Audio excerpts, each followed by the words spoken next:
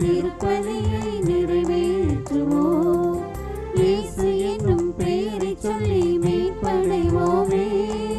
இயேசுவாக மாறி வாழ பலி கொடுப்போமே. விசுவாசத்துடன் ஒன்றாகிடுவோம். நாம் நிறைபலியாம் திருப்பலியை நிறைவேற்றுவோம்.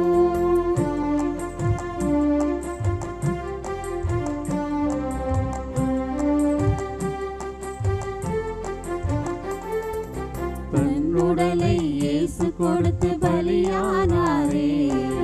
தம் ரத்தம் சிந்தி நம்மை மீட்டு விட்டாரே.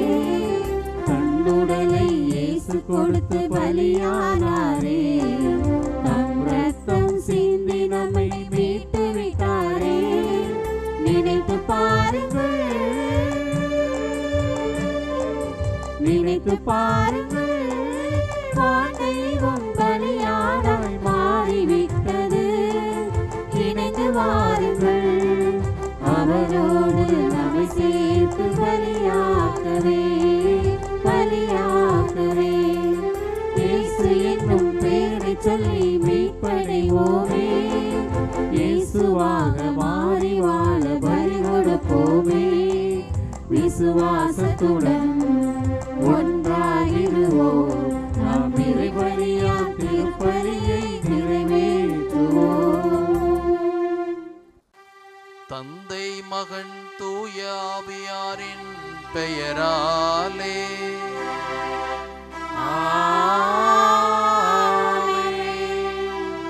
நம் ஆண்டவராகிய இயேசு கிறிஸ்துவின் அருளும் கடவுளின் அன்பும் தூய ஆவியாரின் நட்புறவும் உங்கள் அனைவரோடும் இருப்பதாக. உம் ஆன்மாவோடும் இருப்பதாக. திருப்பலி முன்னுரை. இறை இயேசுவில் பிரியமுள்ள சகோதர சகோதரிகளே, குழந்தை இயேசுவின் அன்பு பக்தர்களே, மாதா தொலைக்காட்சியின் அன்பு நேயர்களே, உங்கள் அனைவரையும் இந்த காலை திருப்பலிக்கு அன்புடன் அழைக்கின்றோம். இன்றைய இறைவார்த்தையில் இயேசுவின் பெருமை ஓங்குவது கண்டு பரிசேயர்களும் மறைநூல் அறிஞர்களும் அஞ்சி நடுங்குகிறார்கள். அவர்களின் கண்களில் பொறாமை நஞ்சு போல தெரிகின்றது.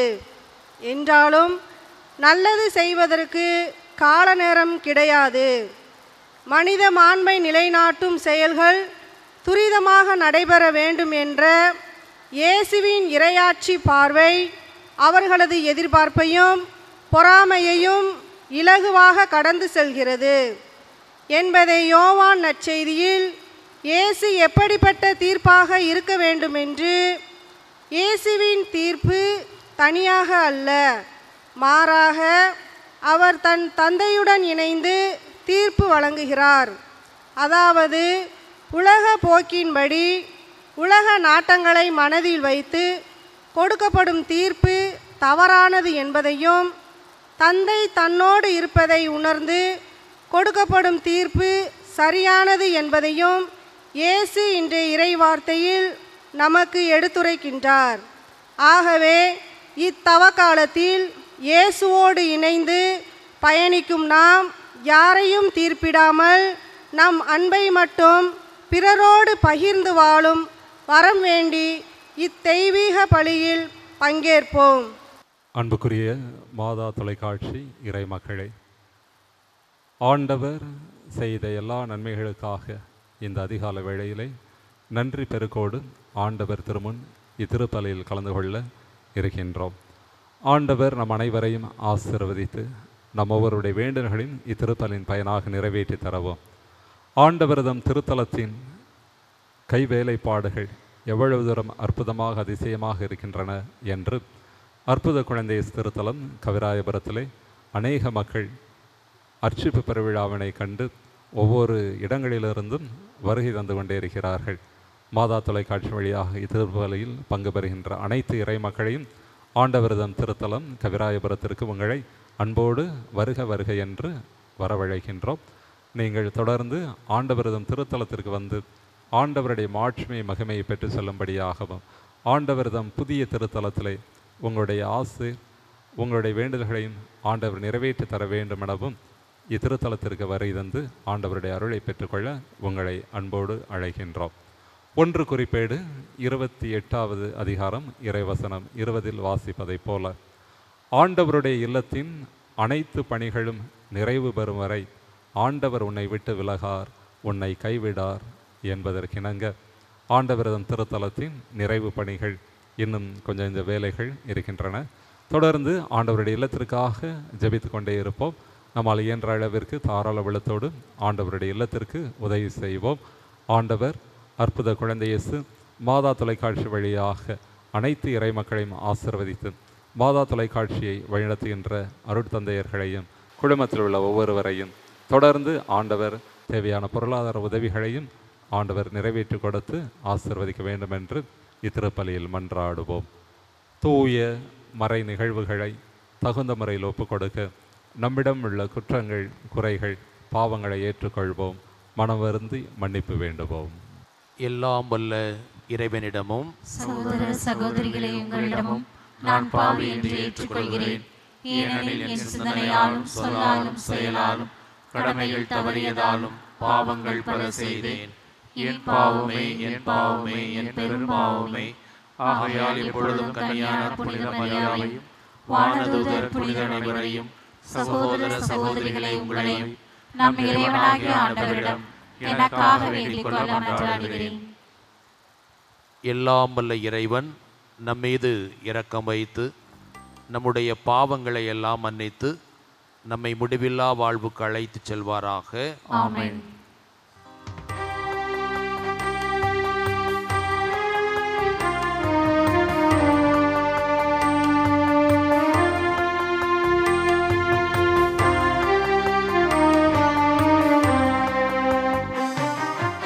ஆண்டவரே இரக்கமாயிரும். கிறிஸ்துவே இரக்கமாயிரும். ஆண்டவரே இரக்கமாயிரும். கிறிஸ்துவே இரக்கமாயிரும்.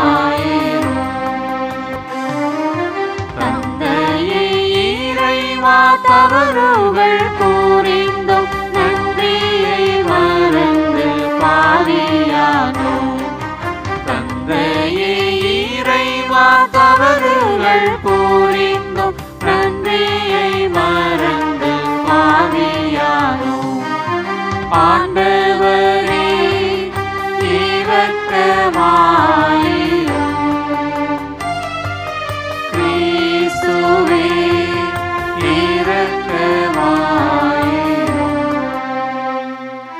மன்றாடுவோமாக. இறைவா, சொல்லற்கரிய உமது அருளாலும் எல்லா ஆசிகளாலும் நாங்கள் செல்வராக்கப்பட்டுள்ளோம். இவ்வாறு பழமையிலிருந்து நாங்கள் புதுமைக்கு மாறுவதன் வழியாக விண்ணரசின் மாட்சிக்கு எங்களையே தயார் செய்வோமாக. உம்மோடு தூய ஆவியாரின் ஒன்றைப்பில் இறைவனாய் என்றென்றும் வாழ்ந்து ஆட்சி செய்கின்ற எங்கள் ஆண்டவரும் உம் திருமகனுமாகிய கிறிஸ்து வழியாக உம்மை மன்றாடுகிறோம்.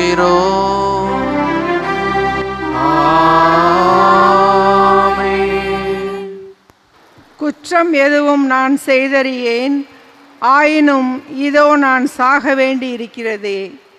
தானியேல் நூலிலிருந்து வாசகம். அதிகாரம் 2, இறைவசனங்கள் 41 62 முடிய. அந்நாட்களில் இஸ்ரேல் மக்கள் கூட்டம் சூசன்னாவுக்கு சாவு தீர்ப்பிட்டது. அப்பொழுது சூசன்னா உரத்த குரலில் கதறி, என்றுமுள்ள இறைவா, மறைவானவற்றை நீர் அறிகிறீர். நிகழும் முன்பே எல்லாம் உமக்கு தெரியும். இவர்கள் எனக்கு எதிராக பொய்ச்சான்று சொல்லியுள்ளனர் என்பதும் உமக்கு தெரியும்.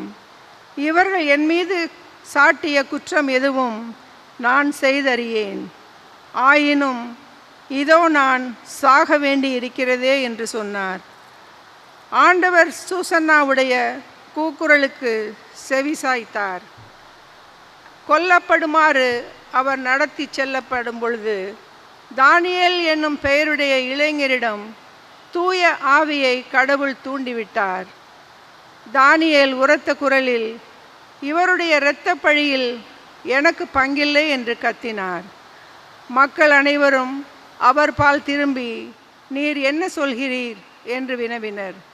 அவரோ அவர்கள் நடுவே நின்று கொண்டு பின்வருமாறு சொன்னார். இஸ்ரேல் மக்களே, வழக்கை ஆராயாமலும் உண்மையை அறிந்து கொள்ளாமலும் இஸ்ரேல் மகள் ஒருத்தியை தீர்ப்பிட துணிந்து விட்டீர்களே, அந்த அளவுக்கு நீங்கள் அறிவிலிகளா? நீதி வழங்கும் இடத்திற்கு திரும்பி போங்கள். இம்மனிதர்கள் இவருக்கு எதிராக பொய்ச்சான்று சொல்லியிருக்கிறார்கள் என்றார். எனவே மக்கள் எல்லோரும் விரைவாக திரும்பி வந்தார்கள். மற்ற மூப்பர்கள் தானியேலிடம், நீர் வந்து எங்கள் நடுவே அமர்ந்து எங்களுக்கு விரிவாய் விளக்கி காட்டும். ஏனெனில் மூப்பருக்குரிய சிறப்பை கடவுள் உமக்கு அளித்துள்ளார் என்று வேண்டிக் கொண்டார்கள். அப்பொழுது தானியேல், இவர்களை தனித்தனியே பிரித்து தொலைவில் வையுங்கள், நான் இவர்களை வினவுவேன் என்றார். எனவே அவர்கள் இருவரையும் தனித்தனியே பிரித்து வைத்தார்கள். அப்பொழுது தானியேல் அவர்கள் ஒருவரை அழைத்து, தீச்செயல் விளைத்தவனே, நீ முன்பு செய்த பாவங்கள் இப்பொழுது வெளியாகிவிட்டன.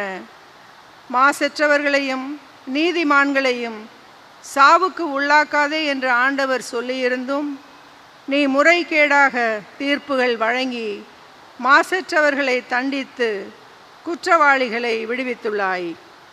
இதோ, நீ உண்மையிலேயே சூசன்னாவை பார்த்திருந்தால் எந்த மரத்தடியில் அவர்கள் கூடியிருக்க கண்டாய் சொல் என்று கேட்டார்.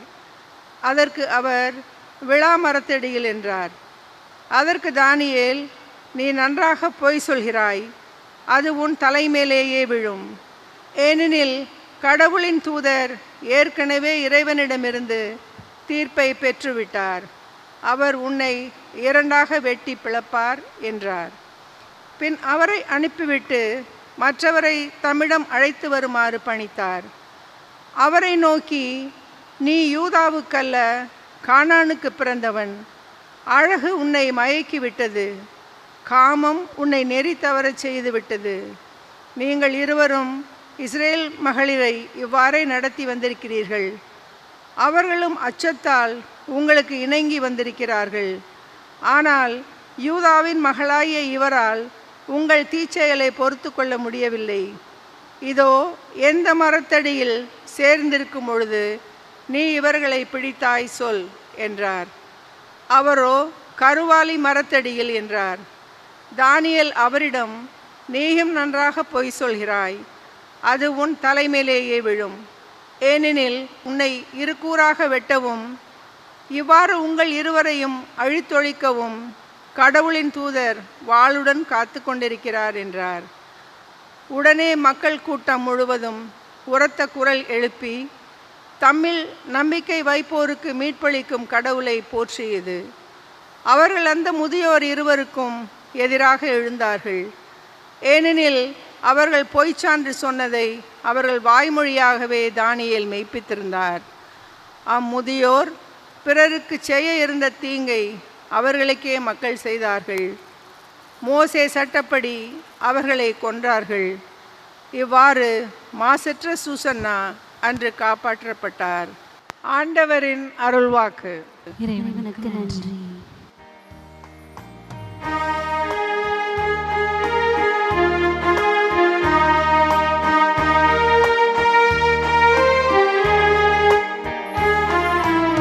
இருள் சூழ் பள்ளத்தாக்கில் நடக்க நேர்ந்தாலும் நான் எதற்கும் அஞ்சிடேன். இருள் சூழ் பள்ளத்தாக்கில் நடக்க நேர்ந்தாலும் நான் எதற்கும் அஞ்சிடேன். இருள் சூழ் பள்ளத்தாக்கில் நடக்க நேர்ந்தாலும் நான் எதற்கும்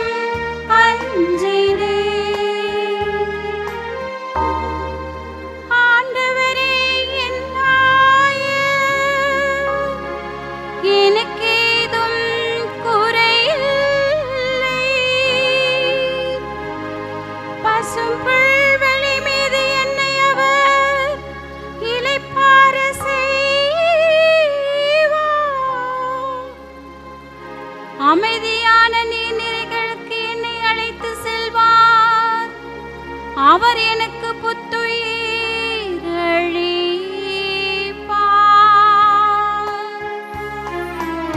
இருள் சூழும் பள்ளத்தாக்கில் நடக்க நேர்ந்தாலும் நான் எதற்கும் அஞ்சினேன்.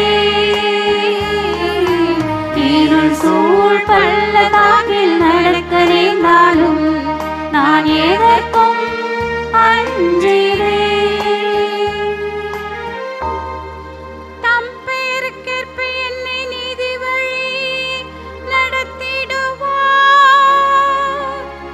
மேலும் சாவின் இருள் பள்ளத்தாக்கில் நான் நடக்க நேர்ந்தாலும் நீர் என்னோடு இருப்பதால் எத்தீங்கிற்கும் அஞ்சிடேன். உம் கோலும் நெடுங்கழையும் என்னை தேற்றும். உம் கோலும் நெடுங்கழையும் என்னை தேற்றும். இருள் சூழ் பள்ளத்தாக்கில் நடக்க நேர்ந்தாலும் நான் எதற்கும் அஞ்சினேன். இருள் சூழ் பள்ளத்தாக்கில் நடக்க நேர்ந்தாலும் நான் எதற்கும் அஞ்சினேன். என்னுடைய எதிரிகளின் கண் முன்னே எனக்கொரு விருந்தை ஏற்பாடு செய்கின்றீர். என் தலையில் நறுமணம் தைலம் பூசுகின்றீர்.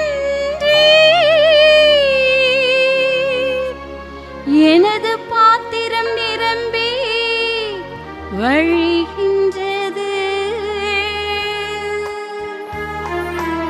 இருள் சூழ் பள்ளத்தாக்கில் நடக்க நேர்ந்தாலும் நான் எதற்கும் அஞ்சினேன்.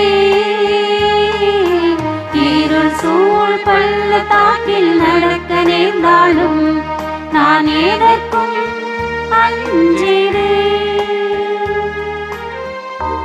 உண்மையாகவே என் வாழ்நாளெல்லாம் உம்மருள் நலமும் பேரன்பும் என்னை புடை சூழ்ந்து வரும். நானும் ஆண்டவரின் இல்லத்தில் நெடுநாள் வாழ்ந்திருப்பேன்.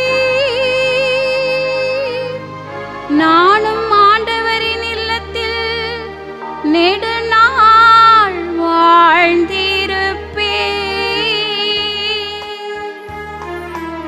இருள் சூழ் பள்ளத்தாக்கில் நடக்க நேர்ந்தாலும் நான் எதற்கும் அஞ்சினேன். இருள் சூழ் பள்ளத்தாக்கில் நடக்க நேர்ந்தாலும் நான் எதற்கும் அஞ்சினேன்.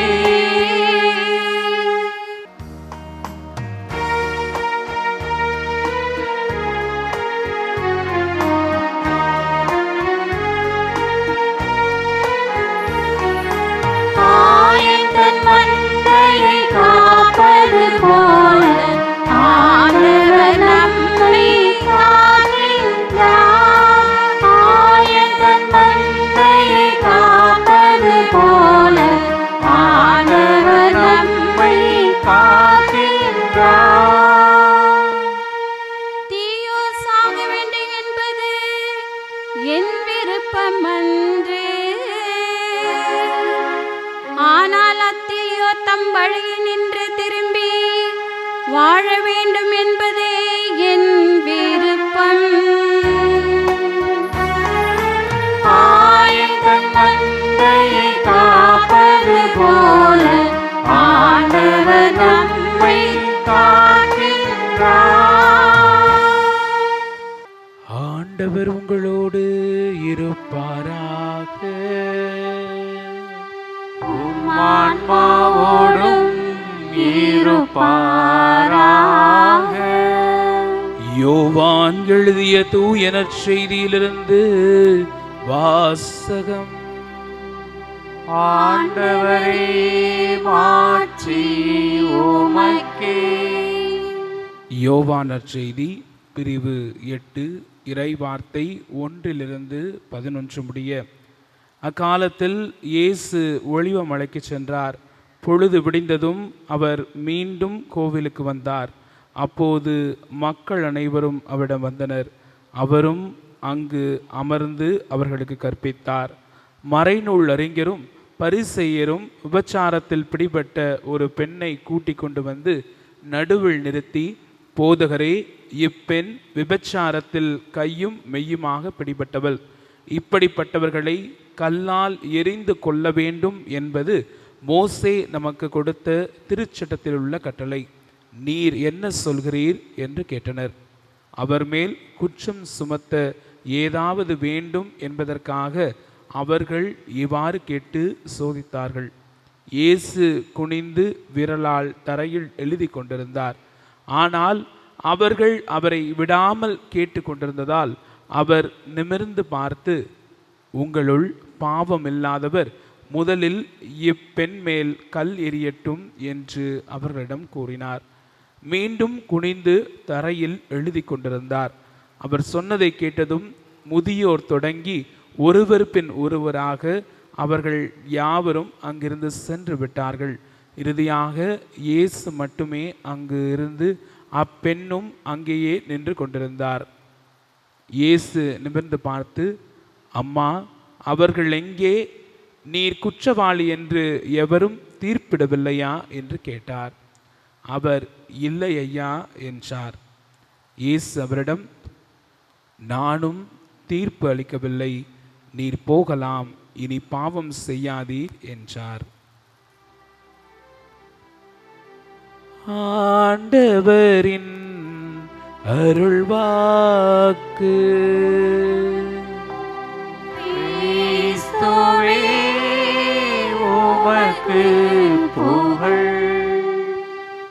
இறையேசுவில் அன்பிற்குரியவர்களே, மாதா தொலைக்காட்சி வழியாக இந்த திருப்பலியில் இணைந்திருக்கின்ற குழந்தை இயேசுவின் அன்பு பக்தர்களே, உங்கள் அனைவரையும் குழந்தை இயேசுவின் நாமத்தினால் வாழ்த்துகிறேன். உங்களுக்காக எங்களுடைய ஜெபங்களை தெரிவித்துக் கொள்கிறோம். தவக்காலத்தின் 5வது வாரத்தில் நாம் இருக்கின்றோம். தொடர்ந்து புனித வாரத்திற்குள் இன்னும் சில தினங்களில் அடியெடுத்து வைக்கப் போகின்றோம். அன்பிற்குரியவர்களே, மனமாற்றத்தின் ஒரு பகுதியாக மன்னிப்பை குறித்து இன்றைய நற்செய்தி பகிர்வில் உங்களோடு பகிரலாம் என்றிருக்கின்றேன். இன்றைய நற்செய்தி வாசகத்தில் நாம் பார்த்தோம் என்றால் 2 வகையான மனிதர்கள் இருக்கின்றார்கள். ஒன்று, இயேசுவின் மீது குற்றம் சுமத்த வேண்டும், மற்ற மக்களின் மீது குற்றம் சுமத்த வேண்டும், மற்றவர்களை தங்கள் சொல்லாலும் தங்கள் செயலாலும், அதாவது கல்லால் எறிய தயாராக இருக்கின்ற ஒரு கூட்டம். மற்றொரு முனையில் இயேசு, அம்மா, நான் உன்னை தீர்ப்பிடவில்லை, நான் உன்னை மன்னிக்கிறேன் என்று ஆண்டவர் அந்த பெண்ணிற்கு வழங்கிய அந்த மன்னிப்பு. 2 வகையான மனிதர்கள் என்று நற்செய்தி வாசகம் நமக்கு எடுத்துரைக்கின்றது. அன்பிற்குரியவர்களே, நம்முடைய வாழ்வையும் நாம் பார்த்தோம் என்றால் நாம் இந்த 2 வகையான மனிதர்களில் ஏதோ ஒரு வகையான மனிதராகத்தான் நாம் இருப்போம். ஒன்று, நம்முடைய சொல்லாலும் செயலாலும் மற்றவர்கள் மேல் கல்லெறிந்து மற்றவர்களை மன்னிக்க தயாராக இருப்பதில்லை, மற்றவர்கள் மேல் குற்றம் சுமத்துவதில் நாம் தயாராக இருக்கின்றோம். மற்றொரு முனையில் இயேசுவாக எல்லோரையும் அன்பு செய்து எல்லோரையும் மன்னிப்பவர்களாக, மற்றவருடைய குற்றங்களை பெரிதுபடுத்தாமல், நீ வீழும்போது நான் கை கொடுத்து உன்னை தூக்கிவிட தயாராக இருக்கிறேன் என்று மற்றொரு முனையில் இருக்கின்றோம். நாம் எந்த நிலையில் இருக்கின்றோம்? சிந்தித்து பார்ப்போம். அன்பிற்குரியவர்களே, தவக்காலத்தில் இருக்கின்றோம், மனமாற்றத்தின் காலத்தில் இருக்கின்றோம். ஒவ்வொரு வெள்ளிக்கிழமையும் சிலுவை பாதையை நாம் தியானிக்கின்றோம். ஆனால் இவை அனைத்தும் பயன் தர வேண்டும் என்றால் அது நம்முடைய மனமாற்றத்தினால் மட்டும்தான் பயன் தரும். இல்லை என்றால் இந்த தவக்காலத்தில் நாம் செய்கின்ற அனைத்து முயற்சிகளும் வெறும் பக்தி முயற்சிகளாக, சடங்குகளாக மட்டும்தான் இருக்கும்.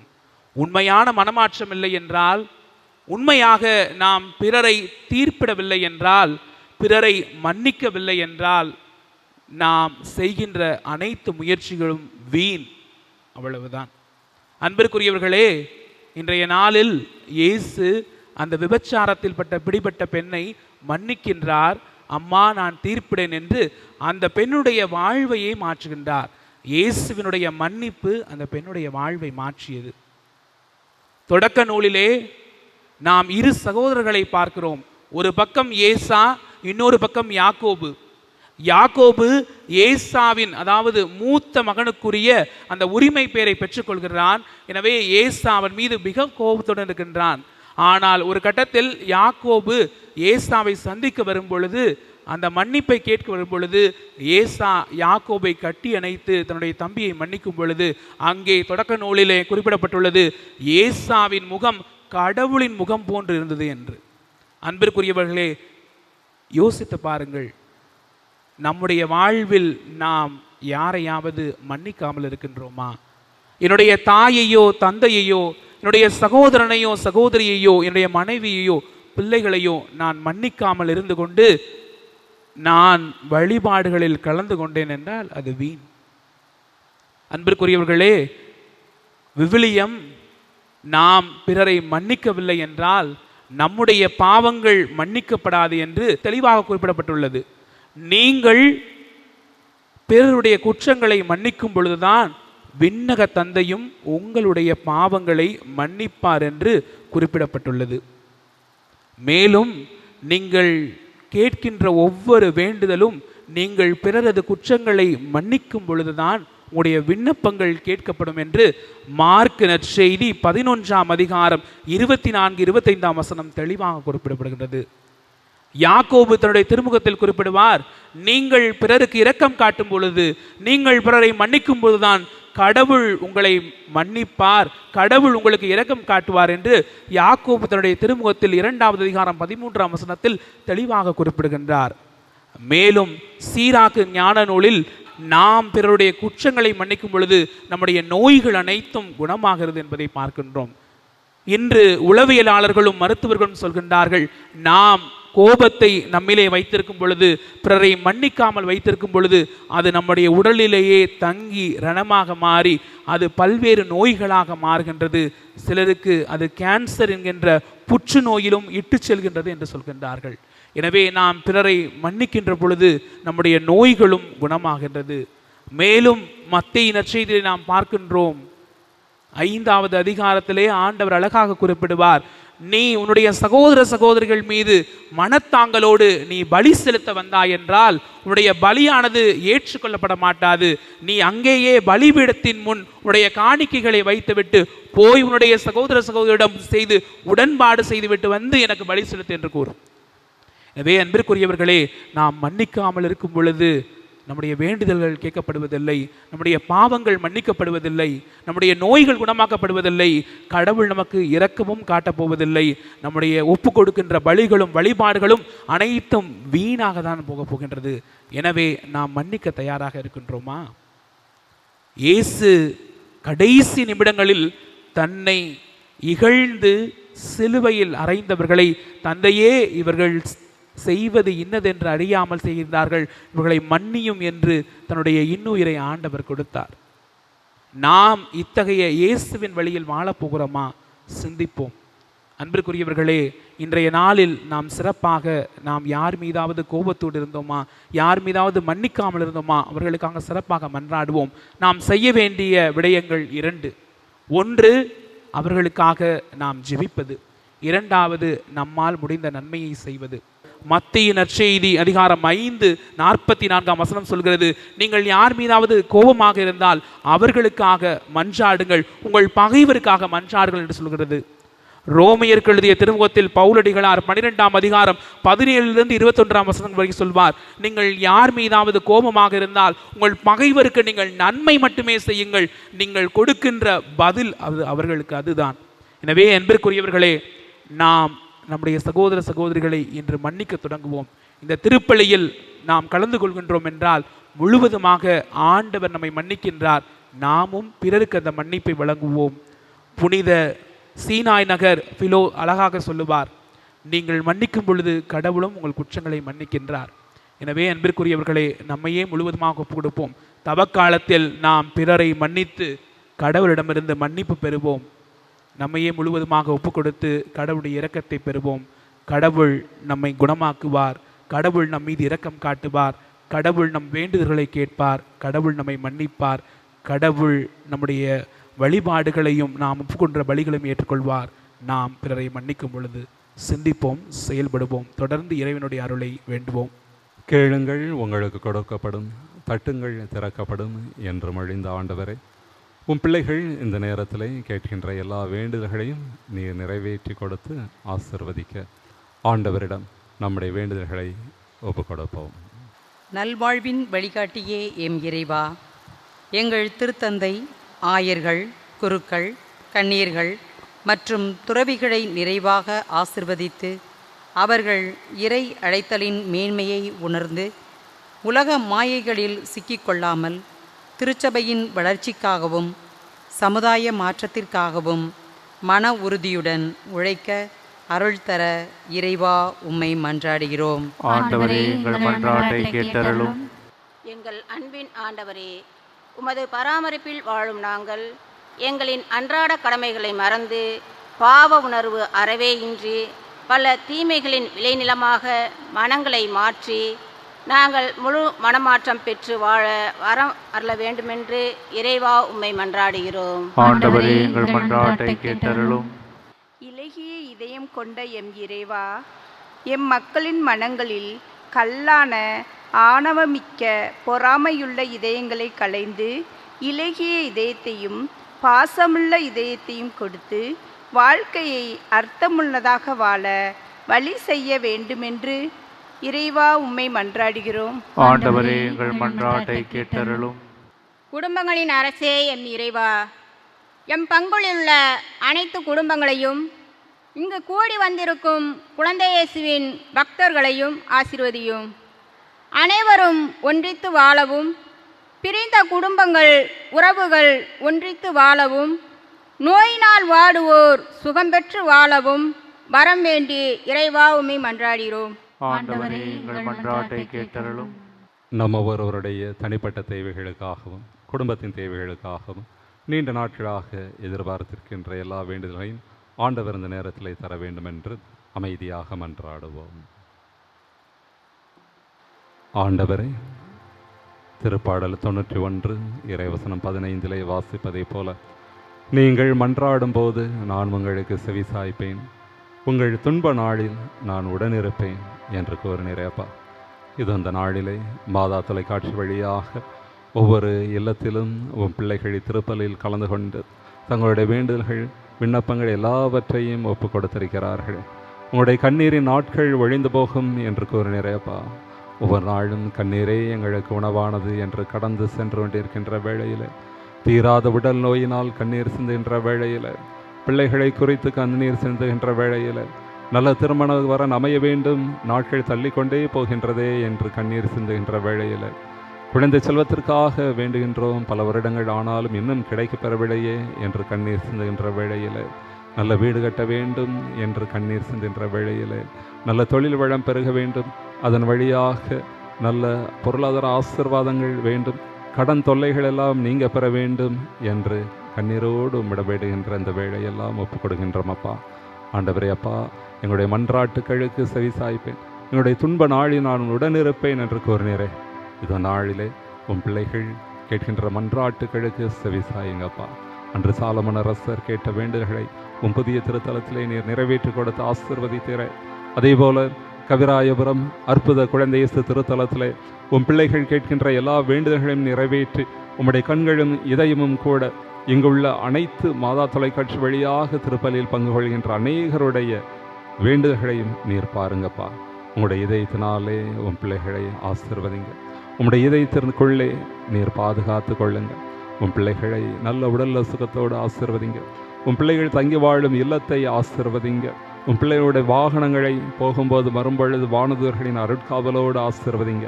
உன் பிள்ளைகள் கையிட்டு செய்கின்ற எல்லா காரியங்களிலும் வெற்றி காணும்படியாக உம்முடைய இறை பிரசனத்தினாலே தொழில் வளங்களையும் செல்வ செழிப்பையும் கொடுத்து ஆசீர்வதிங்க.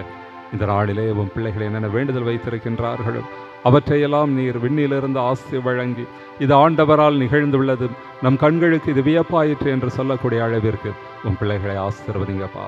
ஆண்டவரே, நீர் உதவி செய்யாவிட்டாலேயே வேறு யார் உதவி செய்வார்? நீர் உன் பிள்ளைகளுக்கு இறங்கி ஆசீர் வழங்காவிட்டால் வேறு யாரால் முடியுமப்பா? நீர் உன் பிள்ளையுடைய கண்ணீரை பார்க்காவிட்டால் வேறு யார் பார்ப்பார்? இதோ இறங்கி வாருங்க, தூய் ஆவியானவரின் வல்லமையை தாருங்க, ஆவியின் அபிஷேகத்தின் வல்லமையினால் நிரப்புங்க. இங்குள்ள ஒவ்வொரு சகோதர சகோதரிகளையும் தூய ஆவியானவரின் அபிஷேகத்தின் வல்லமையினால் இந்த மாதா தொலைக்காட்சி வழியாக இந்த திருப்பலியில் கலந்து கொள்கிற உன் பிள்ளைகள் அனைவர் மீதும் இறங்கி ஆசீர்வதிங்க. அனைவருடைய இல்லத்தை ஆசீர்வதிங்க. உன் பிள்ளைகள் கேட்கின்ற எல்லா வேண்டுதலையும் ஆசீர்வதிங்க. இதோ ஆவியின் அபிஷேகத்தின் வல்லமையினாலே நெருப்பு தணலாக இறங்கி உன் பிள்ளைகள் அனைவர் மீதும் இறங்கி ஆசீர்வதிங்கப்பா.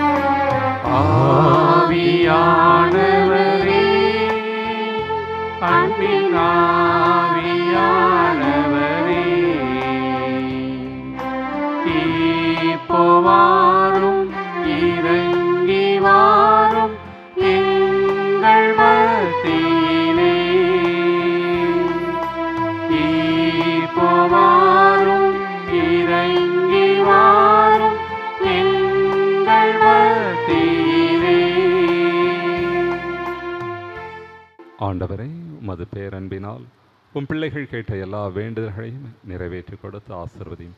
இவற்றையெல்லாம் எங்கள் ஆண்டவராம் அற்புத குழந்தை இயேசு வழியாக உம்மை மன்றாடுகின்றோம். ஆமென்.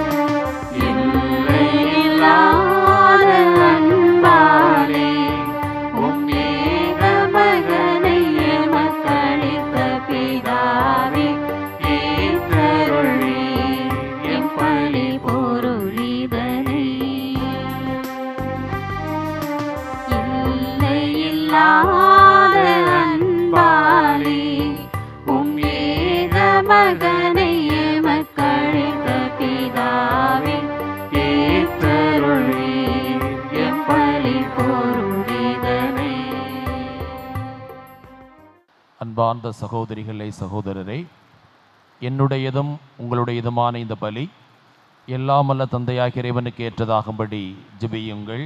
ஆண்டவர் தம் திருப்பெயரின் புகழ்ச்சிக்காகவும் மாட்சிக்காகவும் நமது நன்மைக்காகவும் புனித திரு அவை அனைத்து நலன்களுக்காகவும் உமது கையினின்று பலியை ஏற்றுக்கொள்வாராக.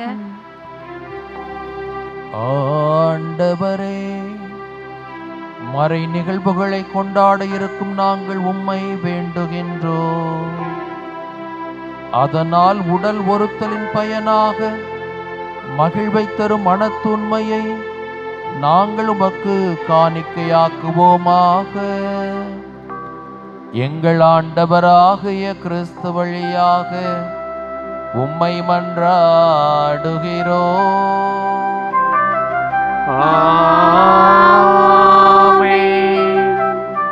ஆண்டவர் உங்களோடு இருப்பாராக. ஆன்மாவோடும் இருப்பாராக. இதயங்களை மேலே எழுப்புங்கள். ஆண்டவரிடம் எழுப்பியுள்ளோம். நம் இறைவனாகிய ஆண்டவருக்கு நன்றி கூறுவோம். அதுவே தகுதியும் நீதியும் ஆனதே. ஆண்டவரே, தூயவரான தந்தையே, தாயே, என்றுமுள்ள எல்லாமல்ல இறைவா, எந்நாளும் எவ்விடத்திலும் நாங்கள் உமக்கு நன்றி செலுத்துவது மெய்யாகவே தகுதியும் நீதியுமாகும். எங்கள் கடமையும் மீட்புக்குரிய செயலுமாகும். ஏனெனில் திருமகனின் மீட்பளிக்கும் பாடுகளினால் உலகம் அனைத்தும் நல்லுணர்வு பெறுகின்றது. உமது மாண்பை அறிக்கையிடுகின்றது. சிலுவையின் வியத்தகு வலிமையினால் உலகத்தின் மீது தீர்ப்பும் சிலுவையில் அறையுண்டவரின் அதிகாரமும் விளங்குகின்றன. ஆகவே ஆண்டவரே, வான தூதர் புனிதர் அனைவரோடும் நாங்களும் சேர்ந்து உம்மை போற்றி அறிக்கையிட்டு அக்களிப்புடன் பாடுவதாவது: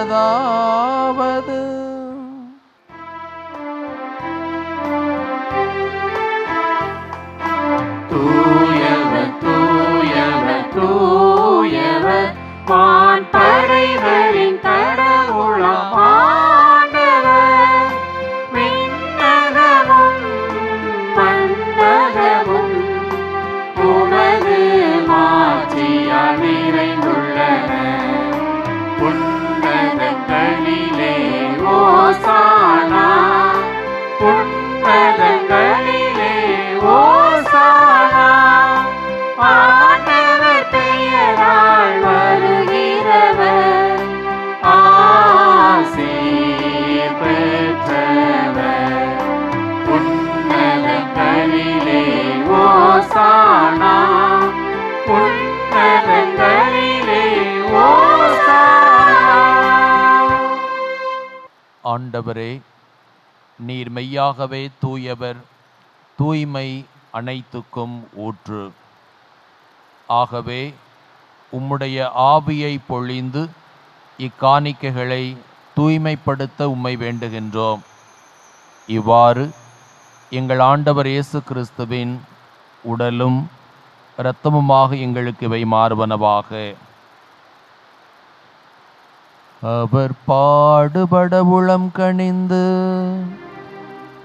தம்மை கையளித்த போது அப்பத்தை எடுத்து நன்றி செலுத்தி அதை பிட்டு தம் சீடர்களுக்கு கொடுத்து கூறியதாவது: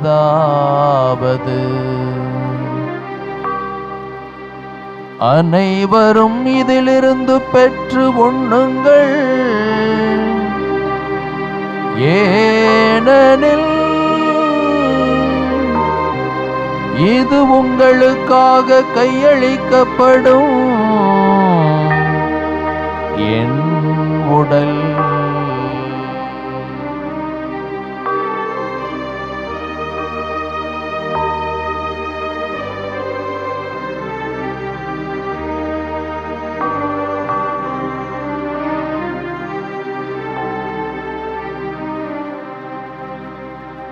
அவ்வண்ணமே இரவு விருந்தை அருந்திய பின்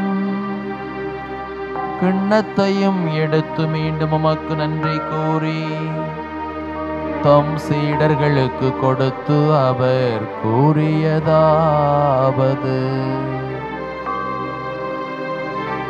அனைவரும் இதிலிருந்து பெற்று பருகுங்கள். ஏனெனில் இது புதிய நிலையான உடன்படிக்கைக்குரிய என் இரத்தத்தின் கிண்ணம். இது பாவ மன்னிப்புக்கென்று உங்களுக்காகவும் பலருக்காகவும் சிந்தப்படும். இதை என் நினைவாக செய்யுங்கள்.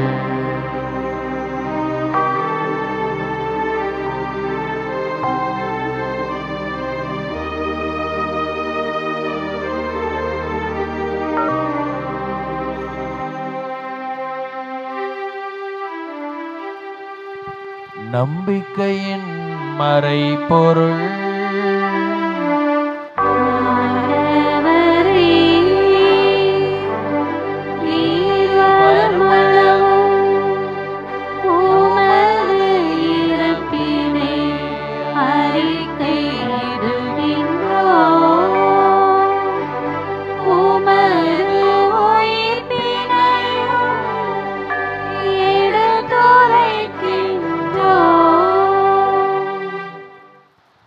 ஆகவே ஆண்டவரே, நாங்கள் கிறிஸ்துவின் இறப்பினையும் உயிர்ப்பினை நினைவு கூர்ந்து வாழ்வு தரும் அப்பத்தை மீட்பளிக்கும் கிண்ணத்தை உமக்கு ஒப்புக் கொடுக்கிறோம்.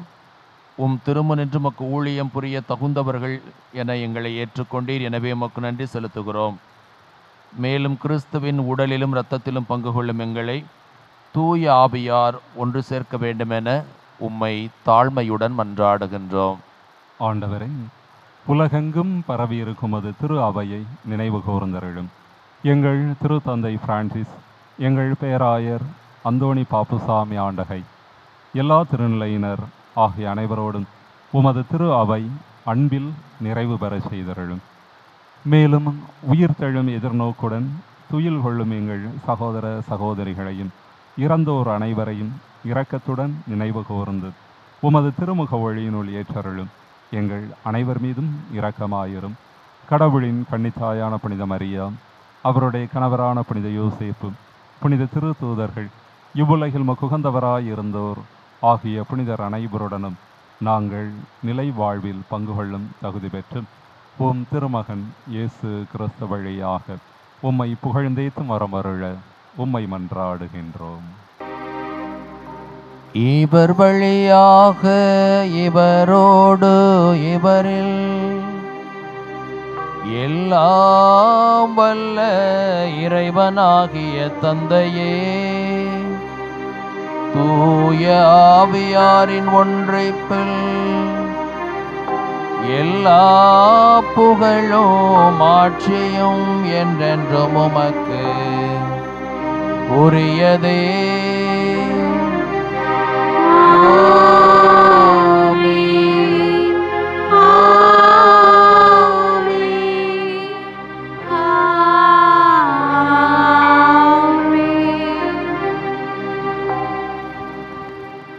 மீட்பரின் கட்டளையால் கற்பிக்கப்பட்டு இறை படிப்பினையால் பயிற்சி பெற்ற நாம் சேர்ந்து ஜெபிப்போம்.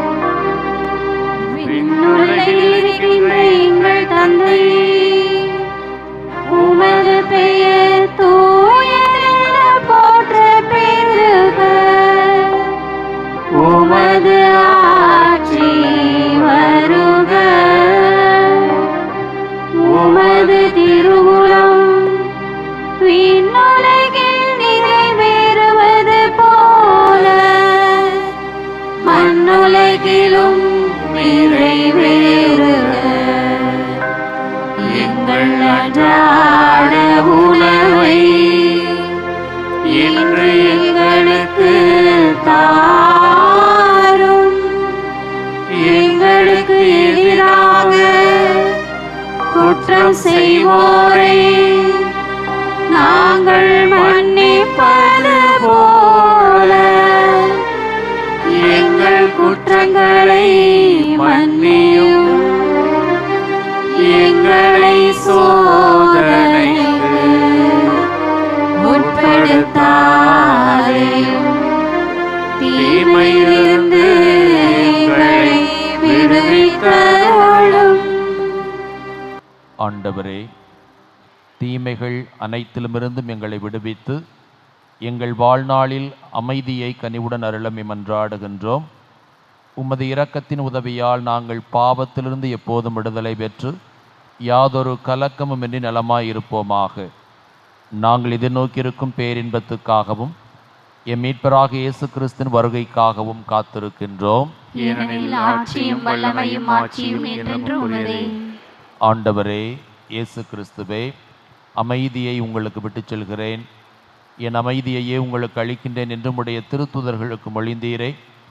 எங்கள் பாவங்களை பாராமல் உமது திரு அவையின் நம்பிக்கையை கண்ணோக்கி உமது திருவுளத்துக்கு ஏற்பதற்கு அமைதியையும் ஒற்றுமையும் அளித்தருள்வீராக. என்றென்று வாழ்ந்து ஆட்சி செய்கின்றவர் நீரே. ஆமென்.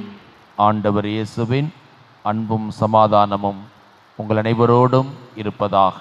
உம் ஆன்மாவோடும் இருப்பதாக.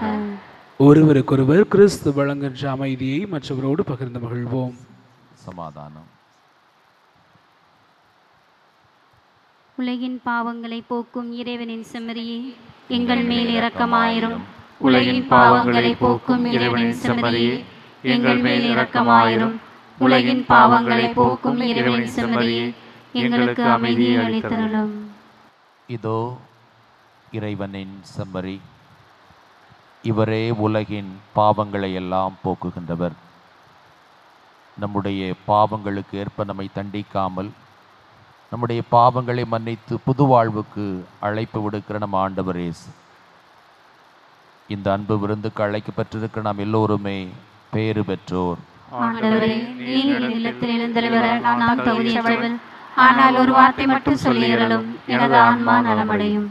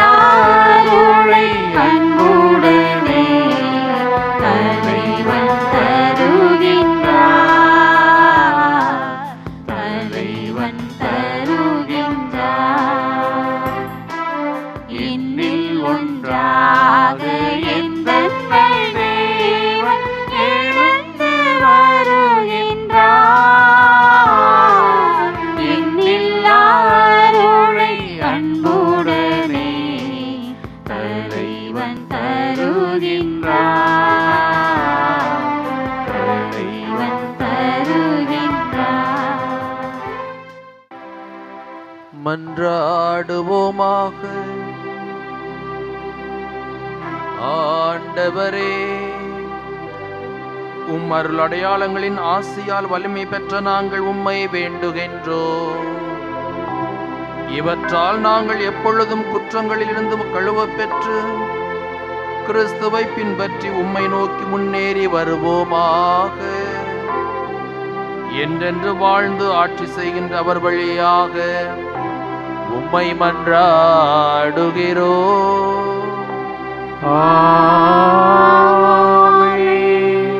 ஆண்டவர் உங்களோடு இருப்பாராக. உம் ஆன்மாவோடும் இருப்பாராக. எல்லாம் வல்ல இறைவன் தந்தை, மகன், தூய ஆவியார் உங்கள் அனைவரையும் நிறைவாக ஆசீர்வதிப்பாராக.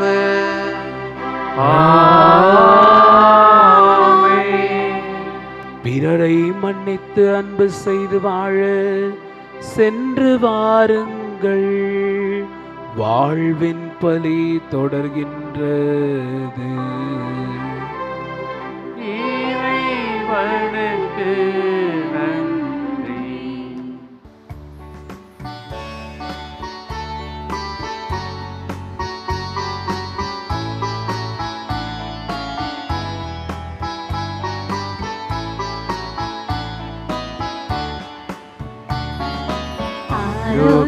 ஆரோக்கியமாதாவே, உமது புகழ் பாடி துதித்திடுவோம்.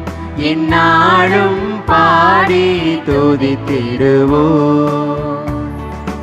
ஆரோக்கியமாதாவே, உமது புகழ் பாடி துதித்திடுவோம்.